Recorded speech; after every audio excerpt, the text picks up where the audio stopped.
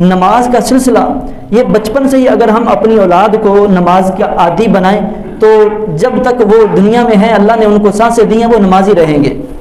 اور اگر بچپن میں ہی ہم نے ان کی اچھی کردار سازی نہ کی، ان کو اچھے اخلاق، ان کو اسلامی تعلیمات سے آگاہ نہ کیا تو پھر ویسے ہی جہالت کے اندر گزاریں گے. جیسے آج کل آپ دیکھتے ہیں آج ہماری اولاد کو دنیا کی بڑی زبانیں آتی ہیں، وہ بڑے بڑے سافٹ ویئر انجینئر بن چکے ہیں، بڑی بڑی عجیب ٹیکنالوجی کے ماہر بن چکے ہیں، لیکن نماز نہیں پڑھنی آتی.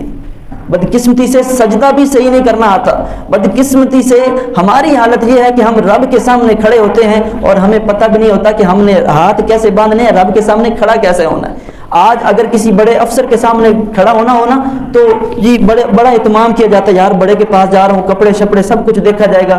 لیکن نماز کے لیے جب آتے ہیں تو آپ بخوبی جانتے ہیں ہماری کیا حالت ہوتی ہے. وہ گندے سے کپڑے پہنے ہوتے ہیں کہ وہ بندہ گھر میں بھی پہنے تو ذرا اپنے آپ کو دیکھے تو بندے کو شرم آتی ہے.